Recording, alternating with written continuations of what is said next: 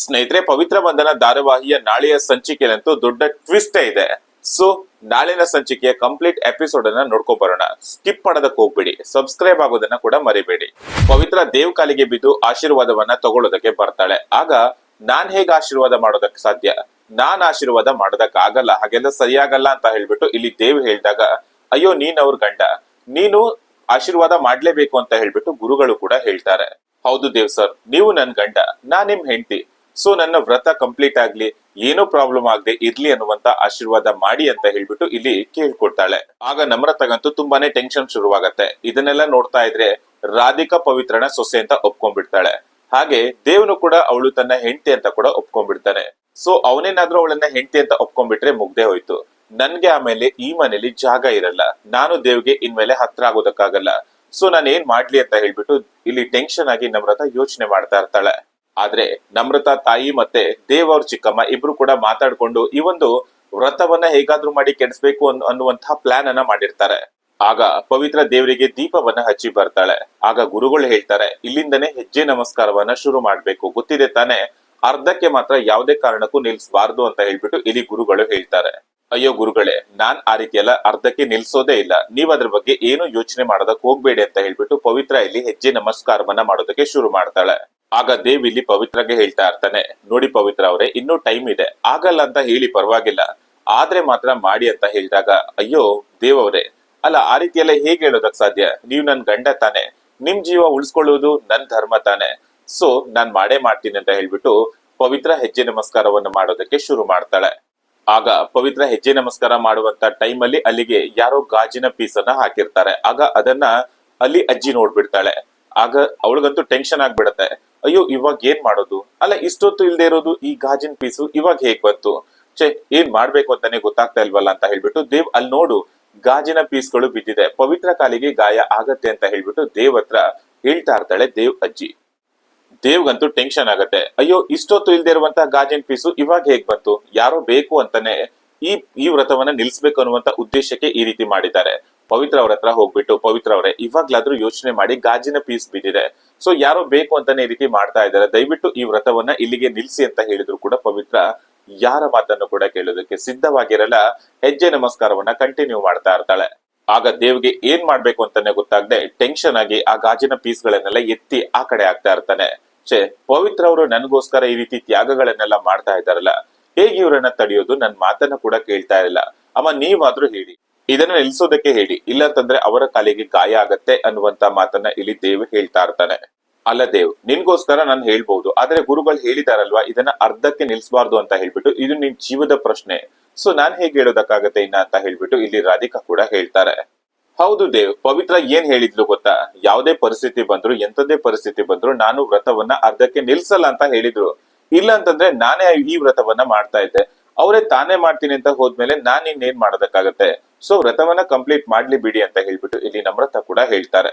ಆಗ ಪವಿತ್ರ ಹೆಜ್ಜೆ ನಮಸ್ಕಾರ ಹಾಕ್ತಾ ಕಣ್ಣೀರ್ ಹಾಕ್ತಾ ಆ ನೋವನ್ನೆಲ್ಲ ಸಹಿಸ್ಕೊಳ್ತಾ ಹೋಗ್ತಾ ಇರ್ತಾಳೆ. ಅದನ್ನ ನೋಡಿದಂತ ದೇವ್ಗಂತೂ ತುಂಬಾನೇ ನೋವಾಗ್ತಾ ಇರತ್ತೆ. ಪವಿತ್ರ ಅವರೇ, ನಾನ್ ಹೇಳೋದನ್ನ ಸ್ವಲ್ಪ ಕೇಳಿ, ನಾನು ಇಷ್ಟೇ ಹೇಳಿದ್ರು ಕೂಡ ನೀವ್ ಯಾಕೆ ಅದನ್ನೆಲ್ಲ ಕೇಳ್ತಾ ಇಲ್ಲ ಅಂತ ಹೇಳ್ಬಿಟ್ಟು ಇಲ್ಲಿ ದೇವಂತೂ ಸಿಕ್ಕಾಬಟ್ಟೆ ಟೆನ್ಷನ್ ಮಾಡ್ಕೊಂಡು ಹೇಳ್ತಾ ಇರ್ತಾರೆ. ಈ ಕಡೆ ನಮ್ರತ ಅವ್ರ ತಾಯಿ ಹಾಗೆ ದೇವ್ ಅವ್ರ ಚಿಕ್ಕಮ್ಮ ಮಾತಾಡ್ತಾ ಇರ್ತಾರೆ. ಅಲ್ಲ ಇಷ್ಟೆಲ್ಲ ಮಾಡಿದ್ರು ಕೂಡ ಪವಿತ್ರ ವ್ರತವನ್ನ ನಿಲ್ಲಿಸ್ತಾನೆ ಇಲ್ವಲ್ಲ, ಇವಳು ಹೋಗ್ತಾ ಇರುವಂತ ರೀತಿ ನೋಡಿದ್ರೆ ಖಂಡಿತ ಈ ಒಂದು ವ್ರತವನ್ನ ಕಂಪ್ಲೀಟ್ ಮಾಡ್ತಾಳೆ ಅಂತ ನನಗೆ ಅನ್ಸ್ತಾ ಇದೆ ಅಂತ ಹೇಳ್ಬಿಟ್ಟು ನಮ್ರತ ಅವ್ರ ತಾಯಿ ಹೇಳಿದಾಗ, ಹೌದು ನಾನು ಕೂಡ ಏನ್ ಅನ್ಕೊಂಡಿದ್ದೆ ಗೊತ್ತಾ, ಈ ವ್ರತ ಅರ್ಧಕ್ಕೆ ನಿಲ್ಲತ್ತೆ, ಆಗ ಎಲ್ರು ಕೂಡ ಈ ಪವಿತ್ರ ಮೇಲೆ ಕೋಪ ಮಾಡ್ಕೊಳ್ತಾರೆ, ಹಾಗೆ ರಾಧಿಕಾ ಕೂಡ ಕೋಪ ಮಾಡ್ಕೊಳ್ತಾರೆ, ಇವರನ್ನ ಮನೆಯಿಂದ ಆಚೆ ಹಾಕ್ತಾರೆ ಅಂತ ನಾನ್ ಅನ್ಕೊಂಡ್ರೆ ಎಲ್ಲವೂ ಉಲ್ಟಾ ಆಗ್ತಾ ಇದೆಯಲ್ಲ, ಈ ರಾಧಿಕಾ ಕೂಡ ಅವ್ರ ಕಡೆಗೆ ಮಾತಾಡ್ತಾ ಇದ್ದಾಳಲ್ಲ ಅಂತ ಹೇಳ್ಬಿಟ್ಟು ಇಲ್ಲಿ ಹೇಳ್ತಾ ಇರ್ತಾರೆ.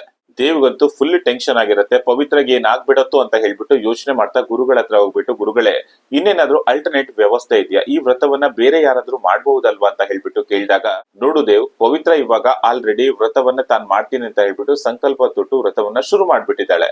ಸೊ ಮಧ್ಯದಲ್ಲಿ ಯಾರು ಕೂಡ ಅವಳಿಗೆ ತೊಂದರೆ ಮಾಡೋದಕ್ಕಾಗಲ್ಲ, ನೀವ್ ಬೇಕಾದ್ರೆ ಅವಳಿಗೆ ಹೆಲ್ಪ್ ಮಾಡಬಹುದು ಅಂತ ಹೇಳ್ಬಿಟ್ಟು ಇಲ್ಲಿ ಗುರುಗಳು ಕೂಡ ಹೇಳ್ತಾ ಇರ್ತಾರೆ. ಹೌದಾ, ಹಾಗಾದ್ರೆ ನಾನೇ ಹೋಗಿ ಸಹಾಯ ಮಾಡ್ತೀನಿ ಅಂತ ಹೇಳ್ಬಿಟ್ಟು ಇಲ್ಲಿ ದೇವ್ ಹೇಳಿದಾಗ, ದೇವ್ ನೀನ್ ಈ ಪರಿಸ್ಥಿತಿಲಿ ಅವಳಿಗೆ ಹೋಗಿ ಏನ್ ಸಹಾಯ ಮಾಡೋದಕ್ ಸಾಧ್ಯ, ಬೇಡ ನಾನೇ ಹೋಗಿ ಅವಳಿಗೆ ಸಹಾಯ ಮಾಡ್ತೀನಿ, ನೀನ್ ಇಲ್ಲೇ ರೆಸ್ಟ್ ಮಾಡು ಅಂತ ಹೇಳ್ಬಿಟ್ಟು ಇಲ್ಲಿ ರಾಧಿಕಾ ಹೇಳಿದಾಗ, ಅಲ್ಲ, ಅವಳಂತ ಪರಿಸ್ಥಿತಿಯಲ್ಲಿ ಇರುವಾಗ ನಾನು ಇಲ್ಲಿ ಹೇಗ್ ಮಲ್ಕೊಳ್ಳೋದಕ್ಕಾಗತ್ತೆ? ಅವಳಂತ ನೋವನ್ನ ಅನುಭವಿಸ್ತಾ ಇರುವಂತ ಸಂದರ್ಭದಲ್ಲಿ ಗಂಡನಾಗಿ ನಾನು ಈ ರೀತಿ ಮಲ್ಕೊಳ್ಳೋದಕ್ಕಾಗತ್ತಾ? ನಾನೇ ಹೋಗಿ ಅವಳಿಗೆ ಸಹಾಯ ಮಾಡ್ತೀನಿ ಅಂತ ಅನ್ನುವಂತ ಮಾತನ್ನ ಇಲ್ಲಿ ದೇವ್ ಹೇಳ್ತಾನೆ. ಆಗ ಗುರುಗಳು ಹೇಳ್ತಾರೆ, ಗಂಡ ಬೇಕಾದ್ರೆ ಹೋಗಿ ಸಹಾಯ ಮಾಡಬಹುದು ಅಂತ ಹೇಳಿದಾಗ ದೇವ್ ಸಡನ್ ಆಗಿ ಅಲ್ಲಿಂದ ಹೋಗಿ ಪವಿತ್ರನ ಎತ್ಕೊಂಡು ಅಲ್ಲಿಂದ ಕರ್ಕೊಂಡು ಹೋಗ್ತಾನೆ, ಹೆಜ್ಜೆ ನಮಸ್ಕಾರ ಮಾಡ್ತಾ. ಆಗ ಪವಿತ್ರಗೆ ಶಾಕ್ ಆಗತ್ತೆ. ದೇವ್ ಸರ್, ಏನ್ ಮಾಡ್ತಾ ಇದ್ದೀರಾ? ಅಲ್ಲ, ವ್ರತ ಮಾಡ್ತಿರೋದು ನಾನ್ ತಾನೆ, ನೀವ್ಯಾಕೆ ಈ ರೀತಿ ನನ್ನನ್ನ ಎತ್ಕೊಂಡು ಹೋಗ್ತಾ ಇದ್ದೀರಾ ಅಂತ ಕೇಳಿದಾಗ, ನೋಡಿ ಪವಿತ್ರ ಅವರೇ, ನೀವ್ ಇಂಥ ಪರಿಸ್ಥಿತಿಯಲ್ಲಿ ಇರುವಾಗ ಅದನ್ನ ನೋಡ್ಕೊಂಡು ನನ್ನ ಹತ್ರ ಕೂರೋದಕ್ಕಾಗಲ್ಲ. ಸೊ ಅದಕ್ಕೋಸ್ಕರ ನಾನು ಗುರುಗಳ ಹತ್ರ ಹೋಗ್ಬಿಟ್ಟು ಮಾತಾಡ್ಕೊಂಡೇ ಬಂದಿದ್ದೀನಿ. ಅವರು ಹೇಳಿದ್ದಾರೆ ಗಂಡ ಈ ರೀತಿ ಹೆಲ್ಪ್ ಮಾಡಬಹುದು ಅಂತ ಕೂಡ ಹೇಳಿದ್ದಾರೆ. ಏನು ಪ್ರಾಬ್ಲಮ್ ಇಲ್ಲ, ನಿನ್ನನ್ನ ಈ ಪರಿಸ್ಥಿತಿಲಿ ನಾನ್ ನೋಡ್ಕೊಂಡು ಸುಮ್ನೆ ಇರೋದಕ್ಕಾಗಲ್ಲ ಅನ್ನುವಂತ ಮಾತನ್ನ ದೇವ್ ಹೇಳ್ತಾ ಇರ್ತಾರೆ. ಅವನ ಮಾತಲ್ಲಿ ಪ್ರೀತಿ ಕಾಳಜಿ ಅನ್ನೋದು ಜಾಸ್ತಿನೇ ತೋರಿಸ್ತಾ ಇರತ್ತೆ. ಆಗ ಇದನ್ನ ನೋಡಿದಂತ ನಮ್ರತಾ ತಾಯಿ ಹಾಗೆ ದೇವ್ ಚಿಕ್ಕಮ್ಮ ಎಲ್ಲರೂ ಕೂಡ ಶಾಕ್ ಆಗಿ ನೋಡ್ತಾ ಇರ್ತಾರೆ. ಅಯ್ಯೋ, ನಾವೇನೋ ಮಾಡೋದಕ್ ಹೋಗಿ ಇದೇನೋ ಆಗ್ತಾ ಇದೆಯಲ್ವಾ, ದೇವ್ ಇವರಿಂದ ದೂರ ಆಗ್ತಾ ಇದ್ದಾನೆ ಅಂತ ಅಂದ್ರೆ ಇವಳಿಗೆ ಇನ್ನೂ ಕೂಡ ಹತ್ರ ಆಗ್ತಾ ಇದ್ದಾನಲ್ಲ, ಇವನು ಖಂಡಿತ ಇವಳಿಂದ ದೂರ ಆಗೋದಕ್ಕೆ ಸಾಧ್ಯನೇ ಇಲ್ಲ ಅಂತ ಹೇಳ್ಬಿಟ್ಟು ಯೋಚನೆ ಮಾಡ್ತಾ ಇರುವಾಗ ನಮ್ರತಾಗಂತೂ ಕೆಟ್ಟ ಕೋಪ ಬರ್ತಾ ಇರತ್ತೆ. ಏನ್ ಮಾಡ್ತಾ ಇದ್ದೀರಾ ನೀವು? ಅಲ್ಲ, ದೇವ್ ಅವನ್ ಪಾಡಿಗೆ ಅವನಿದ್ದ, ನೀವ್ ಇವಾಗ ಇವ್ ಮಾಡಿರುವಂತ ಈ ಒಂದು ಅನಾಹುತದಿಂದ ದೇವಿಗ ಪವಿತ್ರಗೆ ಹತ್ರ ಆಗ್ತಾ ಇದ್ದಾನೆ. ಅಲ್ಲ, ನಿಮ್ಮ ಹತ್ರ ಯಾರು ಈ ರೀತಿ ಎಲ್ಲ ಮಾಡು ಅಂತ ಹೇಳಿದ್ದು? ಏನಾದ್ರೂ ಮಾಡ್ಬೇಕು ಅಂತಂದ್ರೆ ನನ್ನ ಹತ್ರ ಪರ್ಮಿಷನ್ ತಗೊಂಡು ನನ್ನ ಹತ್ರ ಕೇಳ್ಕೊಂಡು ಮಾಡ್ಬೇಕು ತಾನೆ. ಈ ರೀತಿ ನಿಮ್ಮಷ್ಟಕ್ಕೆ ನೀವು ಬುದ್ಧಿವಂತರು ಅಂತ ಹೇಳ್ಬಿಟ್ಟು ಏನೇನೋ ಪ್ಲಾನ್ ಮಾಡಿದ್ರೆ ಇದೇ ರೀತಿ ಉಲ್ಟಾ ಹೊಡಿಯುತ್ತೆ ಅಂತ ಹೇಳ್ಬಿಟ್ಟು ನಮ್ರತಾ ಅಂತೂ ಸಿಕ್ಕಾಬಟ್ಟೆ ಕೋಪ ಮಾಡ್ಕೊಂಡು ಮಾತಾಡ್ತಾಳೆ. ಅಯ್ಯೋ ನಮ್ರತಾ, ನೀನೇನ್ ಈ ರೀತಿ ಮಾತಾಡ್ತಾ ಇದೀಯಾ? ನಮ್ಗೇನ್ ಗೊತ್ತಾ? ಅಲ್ಲ, ನಿನ್ಗೆ ಒಳ್ಳೇದಾಗ್ಲಿ ಅಂತ ಹೇಳ್ಬಿಟ್ಟು ನಾವು ಈ ರೀತಿ ಪ್ಲಾನ್ ಮಾಡಿದ್ವಿ, ಆದ್ರೆ ದೇವ್ ಈ ರೀತಿ ಉಲ್ಟಾ ಹೊಡಿತಾನೆ ಅಂತ ಹೇಳ್ಬಿಟ್ಟು ನನ್ಗೆ ಗೊತ್ತಿತ್ತು ಅಂತ ಹೇಳ್ಬಿಟ್ಟು ಇಲ್ಲಿ ನಮ್ರತಾ ಅವ್ರ ತಾಯಿ ಮಾತಾಡ್ತಾ ಇರ್ತಾರೆ.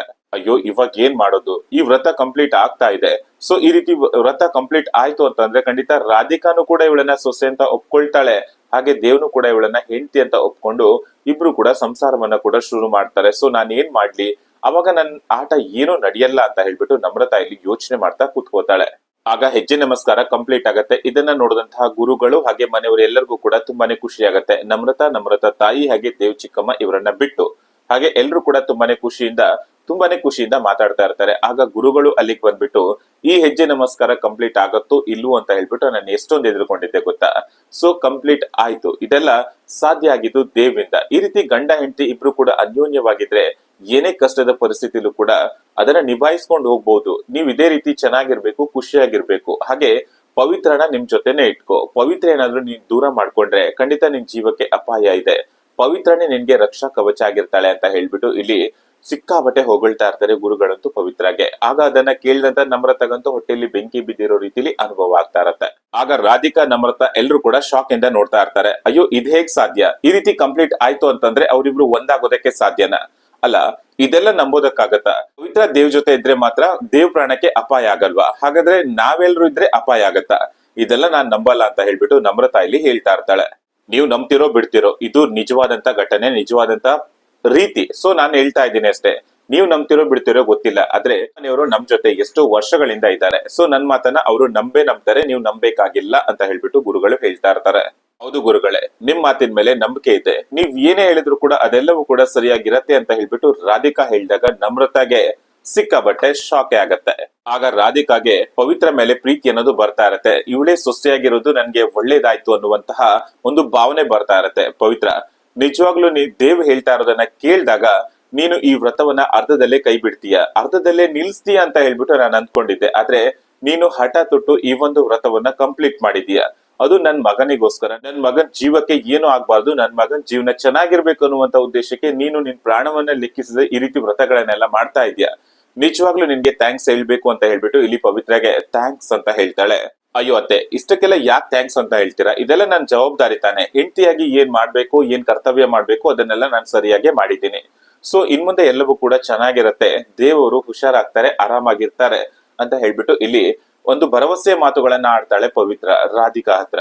ಆಗ ನಮ್ರತಾ ತಲೆಯಲ್ಲಿ ಹುಳ ಬಿಟ್ಟಂಗಾಗತ್ತೆ. ಇದೇನಿದು, ರಾಧಿಕಾ ಪವಿತ್ರ ಪರವಾಗಿ ಮಾತಾಡ್ತಾ ಇದಾರಲ್ಲ, ಹಾಗಾದ್ರೆ ಇಷ್ಟು ದಿವಸ ಇರುವಂತ ದ್ವೇಷಗಳನ್ನೆಲ್ಲ ಮರ್ತು ಇವಾಗ ಪವಿತ್ರ ಪರವಾಗಿ ಮಾತಾಡ್ತಾ ಇದಾರಂತಂದ್ರೆ ಅವಳನ್ನ ನಿಜವಾದಂತ ಸೊಸೆ ಅಂತ ಏನಾದ್ರು ಒಪ್ಕೊಂಡ್ಬಿಟ್ರ? ಹಾಗಾದ್ರೆ ನನ್ ಕತೆ ಮುಗ್ದೆ ಹೋಯ್ತು ಅಂತ ಹೇಳ್ಬಿಟ್ಟು ಇಲ್ಲಿ ನಮ್ರತಾ ಅಂತೂ ಯೋಚನೆ ಮಾಡ್ತಾ ಇರ್ತಾಳೆ. ಆತ ಇದೇನಿದು ನೀವಿವತ್ತು ಪವಿತ್ರನ್ ಪರವಾಗಿ ಮಾತಾಡ್ತಾ ಇದ್ದೀರಲ್ಲ, ಅಲ್ಲ ಇಷ್ಟು ದಿವಸ ಪವಿತ್ರನ ಒಪ್ಕೊಳ್ಳಲ್ಲ ಅಂತ ಹೇಳ್ತಾ ಇದ್ರಿ, ಇವತ್ತು ಪವಿತ್ರ ಪರವಾಗಿ ಪಾಸಿಟಿವ್ ಆಗಿ ಮಾತಾಡ್ತಾ ಇದ್ದೀರಲ್ಲ ಅತ್ತೆ ಅಂತ ಹೇಳ್ಬಿಟ್ಟು ಇಲ್ಲಿ ನಮ್ರತಾ ಹೇಳ್ತಾ ಇರ್ತಾಳೆ. ಅಯ್ಯೋ ಅದ್ರಲ್ಲೇನಿದೆ, ಪವಿತ್ರ ಇವತ್ತು ಒಳ್ಳೆ ಕೆಲಸವನ್ನೇ ಮಾಡಿದಾಳೆ, ಅದು ನನ್ ಮಗನಿಗೋಸ್ಕರ. ಸೊ ಯಾರೇ ಒಳ್ಳೆ ಕೆಲಸವನ್ನ ಮಾಡಿದ್ರು ಅದನ್ನ ಪ್ರಶಂಸೆ ಮಾಡ್ಬೇಕು, ಅಥವಾ ಯಾರೇ ಕೆಟ್ಟ ಕೆಲಸವನ್ನ ಮಾಡಿದ್ರು ಅದನ್ನ ತಪ್ಪು ಅಂತ ತೋರ್ಸ್ಬೇಕು.